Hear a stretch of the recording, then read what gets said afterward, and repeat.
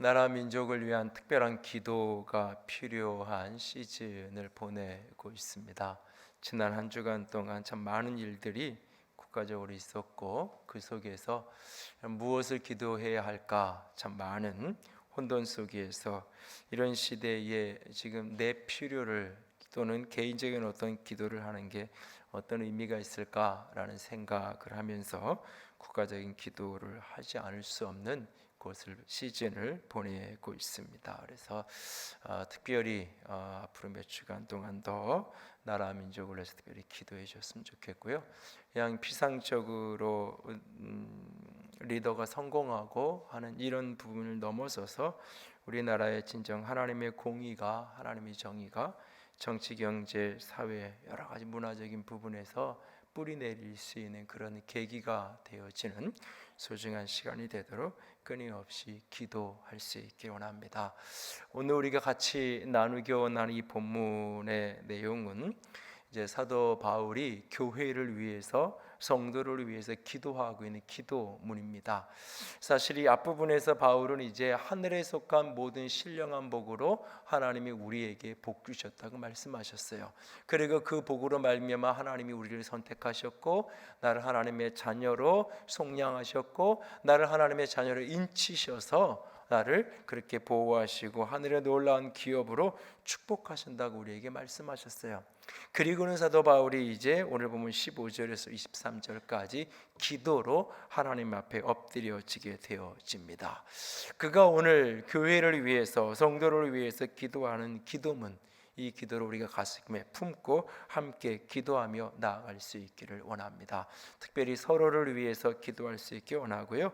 특별히 목회자가 성도를 위해서 교회를 위해서 기도한다고 할 때 에베소 1장과 에베소 3장에 바울의 두 편의 기도문이 나오는데 이 기도를 제가 우리 교회 안에서 특별히 이렇게 다른 교회에서 신앙생활을 하시다가 교회를 이렇게 옮겨서 이사를 하거나 이런저런 이유로 옮겨오신 분들을 등록 신방을 하면 거의 한 80-90%는 이 에베소 1장과 3장에 있는 두 기도문 중에 한 본문을 가지고 말씀을 나눌 때가 종종 있는데요. 하나님 앞에서 우리가 사도가 했던 이 기도, 목회자가 하는 기도이기도 하고요. 오늘 우리 모두가 이 기도의 의미를 깨닫고 오늘 함께 기도하며 나아갈 수 있기를 원합니다. 오늘 본문의 사도는 특별히 크게 두 가지 기도의 모습이 등장합니다. 첫 번째, 그가 기도하는 것은 감사의 기도를 하나님께 하고 있는 것을 보게 됩니다. 감사하게 하소서, 하나님께 감사의 고백으로 그가 나아가고 있는 것을 보게 되는데요. 본문 15절과 16절, 15절, 16절 두 절을 우리 다 함께 읽습니다. 이로 말미암아 주 예수 안에서 너희 믿음과 모든 성도를 향한 사랑을 나도 듣고 내가 기도할 때 기도하며 너희로 말미암아 감사하기를 그치지 아니하고. 사도 바울이 이제 소식이 들려온 이 에베소 교회 때문에 들려온 소식을 놓고 기도하는 거예요. 바울은 지금 감옥에 있습니다. 그리고 에베소 교회 성도들은 감옥 바깥에, 특별히 바울이 여러 교회 목회했던 개척을 하고 세웠던 교회 중에서 거의 유일하게 에베소 교회에만 3년 이상의 기간을 머물면서 목회했던, 그렇기 때문에 그 성도들과의 관계성이 다른 어떤 교회보다 풍성하고 많은 게 이 에베소 교회의 모습이죠. 그 교회에 대한 여러 가지 소식이 들려오는데 두 가지 소식 때문에 그가 감사의 기도를 하고 있어요. 하나는 하나님을 향한 예수 그리스도 안에서 너희의 믿음과, 또 하나는 성도들에 대한 너희의 사랑을 듣고 내가 하나님께 감사하는데 그 감사가 멈추지 않은, 한번 이렇게 말이 시작되면 이렇게 멈출 수 없을 만큼 그렇게 하나님 앞에 계속해서 내가 감사하며 기도하며 하나님 앞에 나아가고 있다라고 사도가 고백하고 있는 것을 보게 됩니다. 하나님을 향한 믿음, 그리스도 예수, 주 예수 안에서 너희의 믿음과 하나님을 향한 신실한 인생을 살아가는 모습, 하나님을 향하여 충성스러운 삶을 살아가는 모습, 그리고 다른 성도들과의 관계 속에서 서로 사랑하는 모습, 하나님께 대하여 신실한 믿음의 삶을 살아가고 서로에 대해 서로 사랑하는 그 모습을 보면서 바울이 감사의 기도를 하고 있는 거예요. 골로새서 1장에도 오면 바울이 똑같은 기도를 또 해요. 골로새 교회 성도들을 보면서도 골로새서 1장 3절과 4절도 같이 읽습니다. 우리가 너희를 위하여 기도할 때마다 하나님 곧 우리 주 예수 그리스도의 아버지께 감사하노라. 이는 그리스도 예수 안에 너희의 믿음과 모든 성도에 대한 사랑을 들었음이요. 동일한 감사로 바울이 골로새 교회를 위해서도 감사하며 기도하며 나아가고 있는 모습을 봅니다. 어제 우리 지사님 딸이 결혼을 했는데요.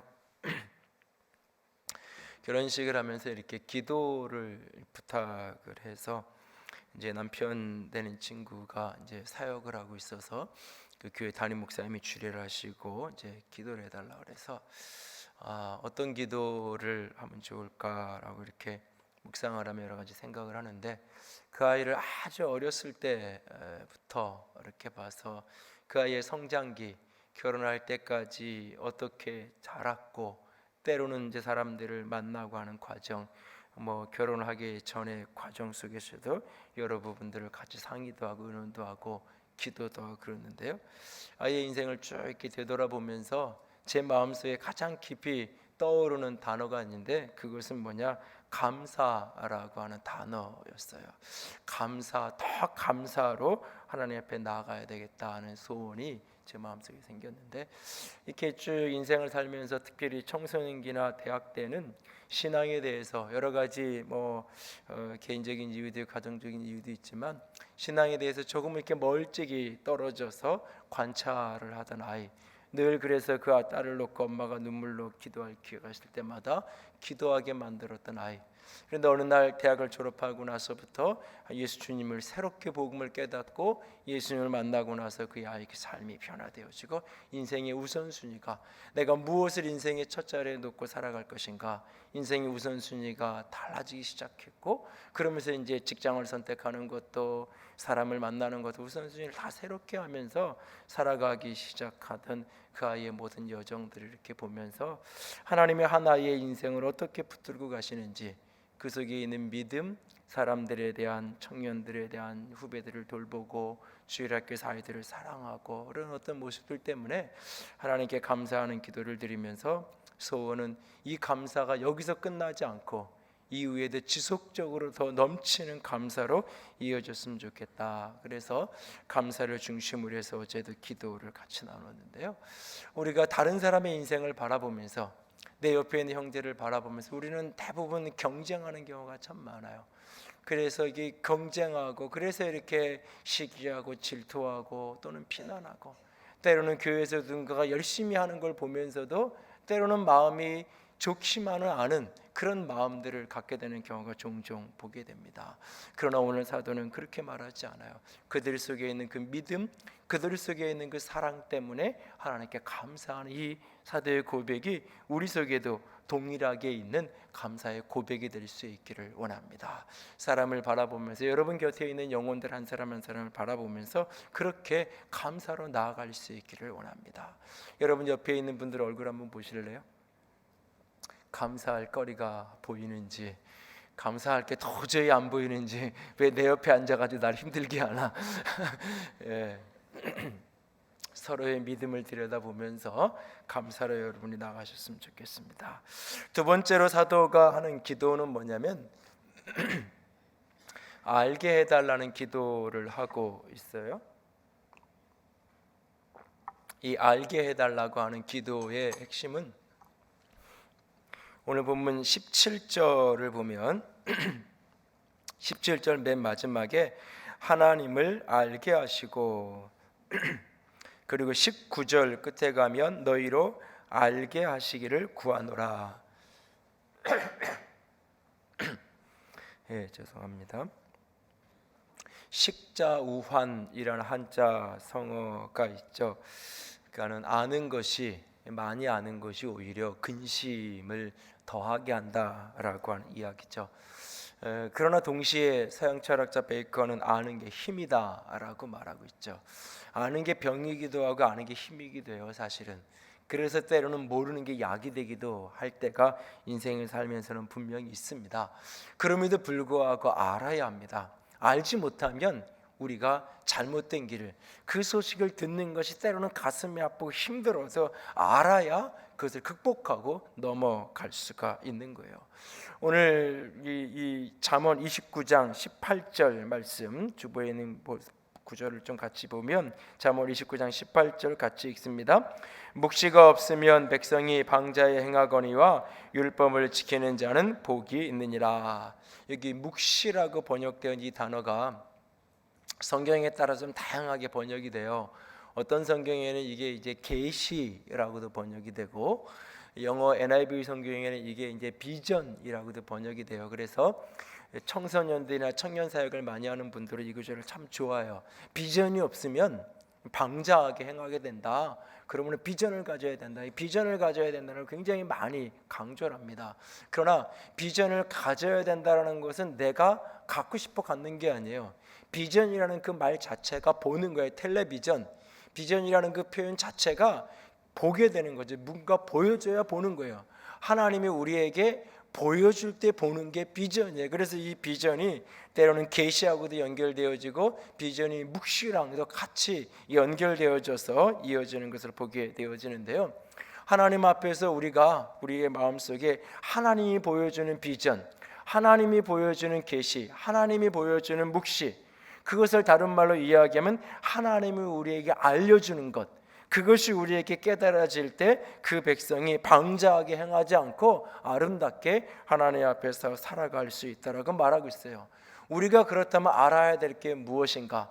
오늘 사도 바울이 하나님을 향하여서 하나님, 저 교회가 에베소 교회 성도들에게 이걸 좀 알려주세요 라고 기도하는 게 어떤 것인지 세 가지를 알게 해달라고 기도하고 있는데요. 첫 번째는 하나님을 알게 해달라고 기도하고 있는 것을 보게 되어집니다. 17절 말씀을 다 같이 읽어요. 우리 주 예수 그리스도의 하나님 영광의 아버지께서 지혜와 계시의 영을 너희에게 주사 하나님을 알게 하시고, 하나님을 알게 해달라고 지금 사도 바울이 기도하고 있는 것을 보게 돼요. 하나님을 알게 해주세요.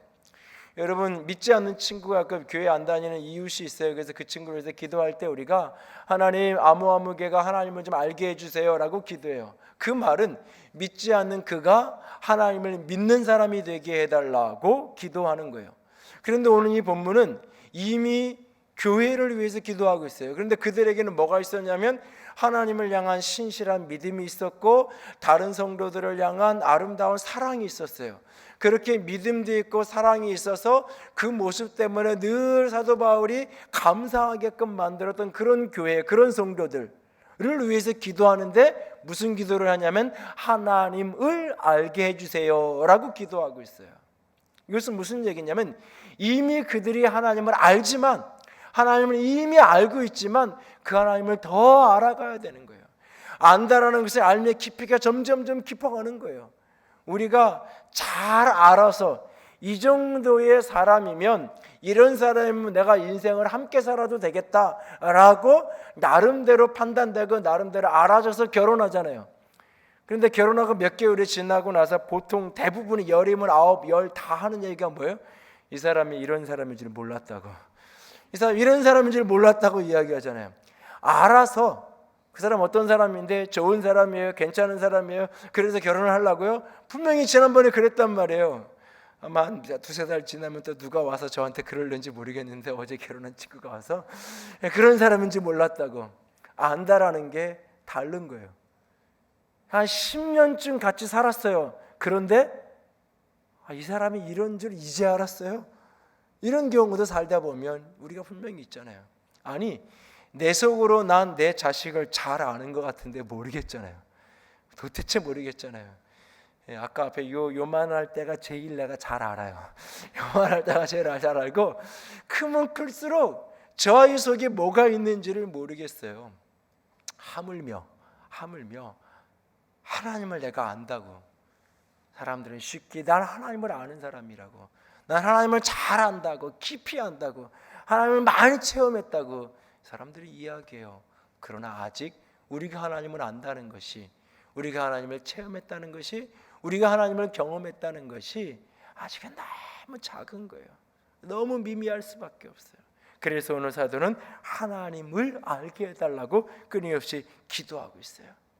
욥기서 42장 5절에 욥은 이런 기도를 해요. 그래서 같이 읽습니다. 내가 주께 대하여 귀로 듣기만 하였사오나 이제는 눈으로 주를 배움나이다. 내가 귀로 듣기만 했는데 이제는 내가 눈으로 본다라고 이야기해요. 욥이 어떤 사람이에요? 하나님이 자랑하는 사람이에요. 하나님이 자랑하는 사람. 그 믿음이, 하나님을 향한 온전함이, 그 아름다움을 보면서 하나님의 자랑, 이런 사람 좀 봐라. 세상에 이렇게 믿음 좋고 이렇게 온전하고 이렇게 신실한 사람이 어디 있냐?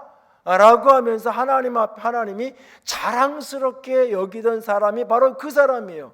그런데 그 사람이 인생의 수많은 우여곡절 풍랑을 지나고 난 어느 날 하나님께 고백하는 거예요. 하나님, 내가 하나님을 이제까지는 귀로 듣기만 했습니다. 이제는 내가 직접 주님을 보게 되었습니다. 여러분, 귀로 듣던 것하고 눈으로 보게 되는 것하고 보고 나면 많은 게 틀리잖아요. 아, 이런 거였구나라는 것을 깨달아질 때가 참 많잖아요. 오늘 욥이 그런 고백을 하고 있어요. 하나님께 대하여 우리 모두가 귀로 듣는 자가 아니라 눈으로 보게 되어지는 축복이 있기를 원합니다. 하나님을 알게 되는, 어제보다 오늘, 오늘보다 내일 끊임없이 하나님을 더 깊이 체험하게 되고 알게 되는 은혜가 우리 속에 있어지기를 오늘 사도 바울은 그렇게 기도하고 있는 겁니다. 저도 역시 동일하게 그런 기도를 해요. 하나님, 하나님을 알게 해달라고. 특별히 저희 아이들도 마찬가지고요. 일부 예배 때 우리 청소년들이 많이 예배 드렸고 여기도 몇 명이 같이 있는데 청소년들을 위해서 특별히 기도할 때마다 하나님을 알게 해주세요. 하나님을 알게 해주세요. 성도를 향한 기도의 가장 중요한 제목이 하나님을 알게 해달라고. 하나님을 잘 안다고 이야기해요. 때로는 어떤 분이 나는 하나님을 잘 알고 성경 공부도 이런 걸 이렇게 많이 했고 막 그렇게 처음 등록하고 이렇게 신방을 하거나 이야기를 나누면 본인이 했던 신앙 경력에 대해서 많은 이야기를 할 때가 있어요. 그런 사람일수록 기도해요. 하나님을 많이 알 수 있도록, 하나님을 더 알 수 있게 해주세요. 왜? 하나님을 제대로 알면 하나님을 안다고 함부로 얘기 안 하거든요. 성경을 알면 알수록 미궁이에요. 솔직히 나는 알면 알수록, 보면 볼수록, 읽어가면 읽어갈수록 새롭게 깨달아지는 것과 동시에 이게 무슨 뜻이지? 이게 무슨 의미지? 하나님을 알아가는 깊이가 어제보다 오늘, 오늘보다 내일 내 인생의 연륜만큼, 내 나이의 연륜만큼, 신앙의 연륜만큼 하나님을 깊이 알게 되어지는 축복이 우리 속에 가득할 수 있기를 원합니다. 그것이 사도가 하는 첫 번째 기도예요. 그리고 두 번째 기도는 어떤 기도냐? 그 하나님 안에서 나를 알게 해달라고 기도하는 거예요. 자신을 알게 해달라고 기도하고 있어요. 하나님 속에서 내가 발견되고 깨달아지기를 기도하고 있어요. 18절 19절을 보면 너희 마음의 눈을 밝히사 그의 부르심의 소망이 무엇이며 성도 안에 그 기업의 영광의 풍성함이 무엇이며 그의 위력으로 역사하심을 따라 믿는 우리에게 베푸신 능력의 지극히 크심이 어떠한 것을 너희로 알게 하시기를 구한다. 세 가지를, 나를 부르심의 소망이 무엇인지, 내 인생의 목적이 무엇인지, 두 번째는 내게 하나님이 허락하신, 부어주고 약속하시고 기름 부어주신 그 영광의 기업에 충만한 것이 어떤 것인지, 그리고 복음 안에서 내게 주어진 능력, 달란트, 재능, 하나님이 내게 주신 능력이 어떤 것인지를 깨닫고 알게 해 주시옵소서. 다시 말해서 하나님 속에서 나를 발견하는 거예요. 하나님 안에서 내 인생을 발견하는 거예요. 하나님이 나를 창조하고 지으실 때 내가 어떤 존재인지를 하나님 안에서 발견하는 거예요. 결국은 여러분, 결국은 우리가 자녀들을 결혼을 시키기 전에 누군가를 이렇게 사돈대사를 만나고 이런다 그러면 제일 중요하게 보는 게 뭐냐면 그 부모가 어떤 사람인지를 보면 그 자식이 대강 설명이 돼요, 사실은. 그래서 많은 분들이 자기 아이들 놓고 도대체 누구 속에서 나와서 제가 저런지 모르겠다, 그걸 모르겠으면 거울 앞에 앉아서 자신을 깊이 묵상을 하세요. 나를 자꾸 들여다보면 그 아이 속에 내 모습이 그대로 사실 남겨 있어요. 그래서 그 사람을 알고 싶으면 그 부모를 알면 참 좋은 사람인 것 같았는데 부모를 만나보니까 아니야. 그러면 잠깐 시간을 흘러보면 그 모습이 닮아 있는 모습을 경험할 때가 참 많아요. 왜? 그 속에서 나왔기 때문에. 하나님이 우리를 지으시고 하나님이 우리를 창조하셨어요. 그래서 하나님을 알면 그 속에서 내가 보이는 거예요. 하나님 속에서 하나님이 나를 향하여 갖고 계신 마음이 무엇인지, 하나님이 내 인생의 목적을 어디에 두셨는지, 하나님이 내게 부으시기 원하시고 하나님이 내게 허락하시기 원하시는 부유함, 그 기업, 그 영광, 그 축복은 무엇인지, 하나님이 내게 허락하신 재능, 내게 허락하신 능력, 그것은 어떤 것인지를 하나님 속에서 발견하게 되는 거예요. 끊임없이 하나님을 알아가면 알아갈수록 그 속에서 내가 보이기 시작하는 거예요. 그래서 오늘 본문에서는 자신의 능력, 하나님 앞에서 얼마나 소중하고 가치 있는 존재인가가 하나님 안에서 깨달아지는 거예요. 또 하나님을 알아가면 알아갈수록 그 속에서 발견되는 것 중에 하나가 사실은 내 자신의 연약함이 발견돼요. 내가 얼마나 작은 존재인지가 하나님 안에서 깨달아져요. 그리고 하나님 안에서 결국 내가 가야 될 길, 내가 서야 할 자리가 깨달아지고 알아지는 축복이 우리 속에 있는 거예요. 여러분들이 하나님을 깊이 알아질 뿐만 아니라 하나님을 아는 그 속에서 나를 알게 되어주는 축복이 있기를 원합니다. 하나님이 나를 지으셨어요. 하나님을 계산에 넣지 않고 나를 이해하고 안다는 것은 불가능해요. 그 하나님 속에서 내가 깨달아지고 내가 알아지고 발견되는 축복, 그 은혜를 위해서 오늘 사도는 기도하고 있는 거예요. 그리고 세 번째, 그가 하고 있는 알기 원하는 것을 구하는 것은 뭐냐? 교회가 무엇인지를 깨닫고 알기를 기도하고 있어요. 하나님의 능력이 어떤 것인지를 알기 원한다라고 말하면서 그 능력을 예로 들어요. 그 능력을 예로 드는 게 이 21절에서부터 이제 23절, 20절, 23절의 말씀인데, 그 하나님의 능력이 어디에서 샘플로 나타나느냐? 예수 그리스도 안에서 예수를 죽음의 자리에서 일으키는 능력, 부활의 능력으로 하나님의 능력이 나타났어요. 근데 부활의 능력으로 나타나는 것으로 끝나지 않고 부활하신 그 주님이 21절에 보면 모든 통치와 권세와 능력과 주권과 이 세상뿐 아니라 오는 세상에 일컫는 모든 이름 위에 뛰어나게 하시고 모든 능력 위에 모든 세상의 통치권 그 힘 위에 우리 주님께서 서게 되신 영광의 자리에서 그 모습을 그려주고 있어요. 그런데 부활하신 예수님께서 온 세상 모든 만물 위에 주권자가 되시고 왕위자가 되시고 통치권자가 되셨어요. 그런데 그 예수님이 교회의 머리가 되셨어요. 만물의 통치자가 되신 그 예수님께서 교회의 머리가 되셨어요. 그리고 교회를 당신의 몸으로 삼았어요. 그리고 이 몸을 통하여서, 교회를 통하여서 만물 가운데 모든 것들을 충만하게 하신다고 말하고 있어요. 23절 보세요. 23절을 다 같이 읽습니다. 교회는 그의 몸이니 만물 안에서 만물을 충만하게 하시는 이의 충만함이니라. 교회는 그리스도의 몸이에요. 만물 안에서 만물을 충만하게 하는, 만물 속에서 만물을 충만하게 채우는, 넘쳐나게 하는 그 통로가 교회다. 이것을 쉬운 말로 풀어서 이야기하면 무슨 얘기냐면, 하나님께서 인생들은 물론이거니와 온 세상 만물에게 하나님의 충만한 능력, 하나님의 충만한 사랑, 하나님의 충만한 은혜를 드러내시는데, 알리시는데, 계시하시는데, 보여주시는데 누구를 사용하느냐? 교회를 통해서 그렇게 하신다라고 말하고 있어요. 교회의 머리가 그리스도고 그리스도의 몸이 교회예요. 우리의 머리 대신 예수 그리스도는 온 세상의 통치권자의 왕이시고 만왕의 왕이신 분이에요. 온 세상의 권세를 붙들고 이끌어 가시는 분이에요. 그분이 오늘 교회의 머리가 되시고 우리는 그의 몸이에요. 이 교회를 통하여서 주님께서 온 세상 가운데 하나님의 존재를, 하나님의 살아계심을, 하나님의 은혜를, 하나님의 사랑을 계시하시고 보이시고 나타내시기를 원하세요. 그렇게 하나님이 교회를 부르신 거예요. 교회는 단순하게 예수 믿는 사람들 몇 명이 그냥 모여있는 그런 차원의, 인간적 차원의 모임의 성격으로 끝나는 게 아니에요. 분명히 맞아요. 예수를 그주와 주며 고백하는 사람들의 모임 공동체가 맞아요. 그런데 이 교회를, 어찌보면 지극히 인간적인 이 교회를 하나님은 당신의 몸이라고, 그리스도의 몸이라고, 이 교회를 통하여 온 세상 가운데 하나님의 영광을 충만함을 가득 드러내기 원하신다라고 주님께서 말씀하고 계신 거예요. 오늘 우상 숭배로 가득한, 지금도 에베소에 가면 그 아담이 거대한 신전, 세계 7대 불가사의라고 여기는 거대한 신전이 서 있는 그곳, 그 도시 속에 초라하게 모여져 있는 그 교회, 그 성도들.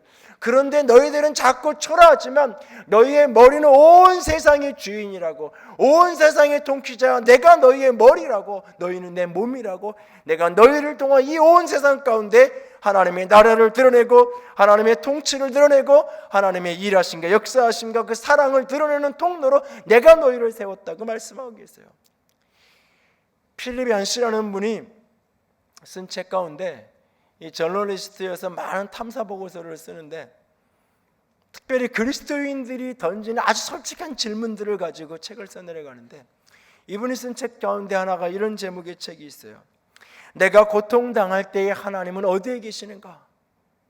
욥기서를 중심으로 해서 펼쳐가면서 전 세계에 고난당하는 사람들, 교통사고로 자녀를 잃었거나 병에 중병을 앓고 있거나 때로는 아주 독재자의 포감 밑에서 고통받고 신음하고 있는 사람들이거나, 그런 어떤 공동체, 그런 사람들을 찾아가서 개인적으로 그러면서 동시에 신앙하고 있는 사람들, 예수님을 신실하게 믿고 있음에도 불구하고 인생의 고단한 아픔을 만나고 있는 그런 사람을 찾아가서 인터뷰를 하고 만나면서 그 속에서 욥기서를 풀어가고 있는 거예요. 쫙 풀어가면서 수많은 사람들이 질문을 던져요. 내가 고통당할 때 하나님 당신이 어디에 계셨냐고요. 그 모든 질문들을 풀어나고 마지막 결론에서 필립 얀시는 이렇게 이야기해요. 내가 고통당하는 그 순간 하나님이 어디에 계셨냐고. 그런데 그 물음 속에서 하나님을 만난 사람은 바로 늘 그곳에서 교회를 만난 사람들이었다는 거예요. 세상이 내가 고통당할 때 하나님이 어디에 계셨냐라고 묻는 그 질문은, 이 똑같은 질문은 이런 질문이에요. 내가 고통당할 때 교회는 어디에 있었느냐라고 하는 질문이에요. 제가 몇 차례 최근에도 다른 설교 시간에 이야기를 했지만, 사람들에게 신앙은 하나님 보고 신앙생활 하는 것이 사람 보고 신앙생활 하는 거 아니다. 이것은 논리적으로는 맞는 이야기이지만 사실은 성경적으로는 옳은 이야기가 아니에요. 하나님 보고 신앙하는 건 맞아요. 그런데 하나님이 하나님을 계시하는 방법이 뭐냐? 사람을 통해서요. 하나님 보고 믿는 거 맞는데 지금 이 순간 권정열 목사가 이 앞에 서서 설교하고 있잖아요. 하나님이 여기 직접 오셔서 하나님이 직접 당신의 음성으로 설교하지 않으시잖아요.